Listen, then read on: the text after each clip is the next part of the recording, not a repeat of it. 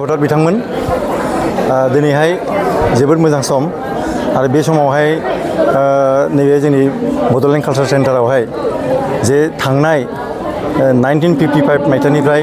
1986 मायथाइसिम जे दिल्लीयाव थांनानै बर' जाथिनिफ्राय बर' हारिनिफ्राय माने बर' दख'ना गाननानै बर' जोमग्रा गाननानै दिनै बागुरुम्बा मोसानो थांदों 26 जानुवारि बड'लेण्ड बड' माबायाव निउ दिल्लीयावहाय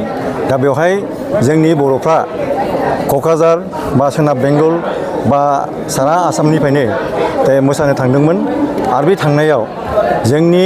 आफलागावनि जानानै गोबां मोसाहैदों आरो बेवहाय जोंनि आफला गामिया गोबां नाम मोनबोदों आरो बे नामखौ लानानैनो दिनै जोङो बिथांमोनखौ बुंनाय जादों जे बिथांमोना दिनैसिम जोंनि जायगायाव मान बावनाय मोनाखै आरो अनसुंथाइ बिथांमोना सोरबा देहा सोरबा लोरबां जाबाय बेबायदि लानानै आफाद बियारनि मोनसे समाव फोसावदोंमोन फोसावनायाव जोंहा बिटिआरनि चिफ बेखौ मोनदोंमोन आजावनानैबो लादों जोङो बेखौ माबा लानानै सम लानानै जों खालामनो नाजागोन बे नाजानायखौ जोङो जोंनि बे दिनैनि बे समखौ 30 तारिख मे बे समखौ बिथाङा फोसावदों जे ओइदिनखालि समावनो खालि आफलागावनिल' नंला सारा बेंगल आसाम गासिबो लाजोबनानै जायफ्रा 55निफ्राय 86सिम थांदोंमोन बिथांमोनखौ जों मान बावजोबगोन आरो बिथांमोनखौ जोङो 50,000 होनानै बिथांमोननो अनसुंथाइ होनाय बायदि जों खालामगोन दा बिथांमोना प्रायनो होबाय नंगौ जों बिथांमोनखौ जों जोबोद मोजां मोनदों जे बिथांमोना जोंनि रुइनानै थालांनाय जे जोंनि जोंनि मोसागिरिफ्रा जाहाथे बे अनसुंथाइजोंनो जाहाथे गाव गावनि सुंथा जानि गोजोन माने संसारखौ एसे दालांनो हागोन बेखौ जों आसा खालामबाय आरो जिबनाव जाहाथे बेबायदि जालांबाय थाथों बर' हारिनि जौगानायखौ जाहाथे मावलांबाय थानो हाथों गभर्नमेन्टफ्रा मावबासो बे जिनिसा हाबाया जालाङो आरो बेखौ माने जोंनि पाब्लिकफ्रा मावनो हाया जे गभर्नमेन्टफ्रा नांथाबनानै थानांगोन गभर्नमेन्टफ्रा गासिबो नाजानांगोन जेरावखि जोंनि माने थाया मानो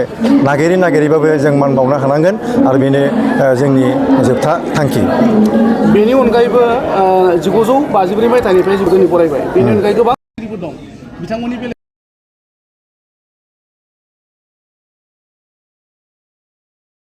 नैबेथ' जाहैबाय दा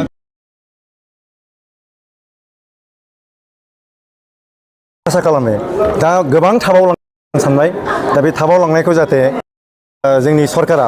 फैगौ सरकार जाय सरकारा माने बिटिआरआव गाफैगोन बिथांमोना जाहाथे बे हाबाखौ मावलाङो बेनि थाखाय आङो बै सरकारखौ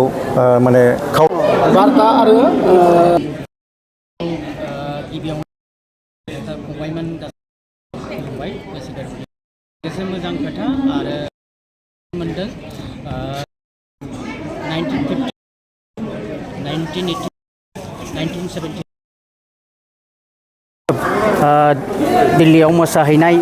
रिपाब्लिक डेआव मोसाहैनाय बागुरुम्बा मोसाग्रा बिथांमोनखौ दिनै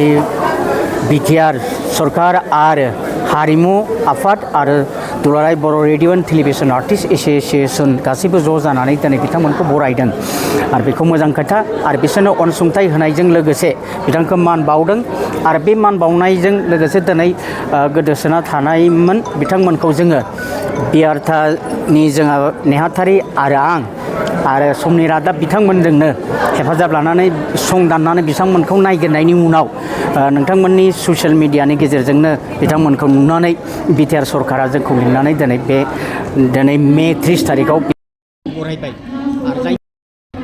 बिथांमोनखौ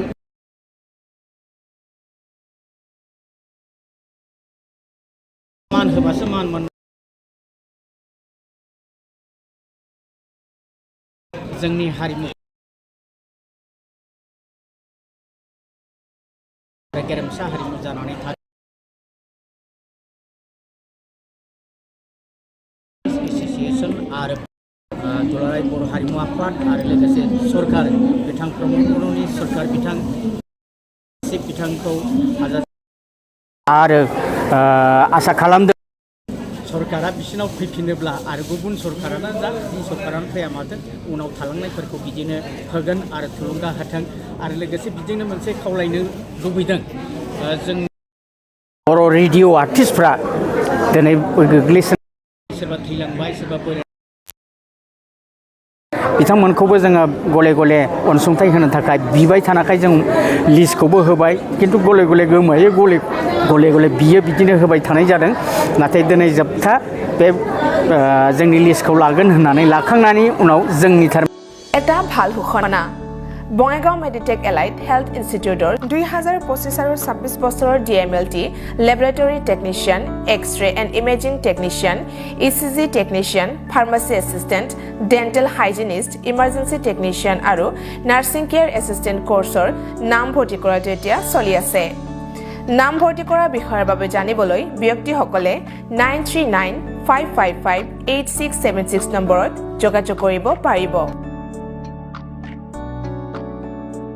मोनसे गोजोनथाव फोसावथाय बङाइगाव मेडिटेक एलाइट हेल्थ इन्स्टिट्यूटआव इंराजि बोसोर 2025-26 मायथाइनि थाखाय DMLT laboratory technician X-ray and imaging technician ECG technician pharmacy assistant dental hygienist emergency technician आरो नार्सिं केयर एसिस्टेंट कोर्सनि मुं थिसननाया सोलिगासिनो दङ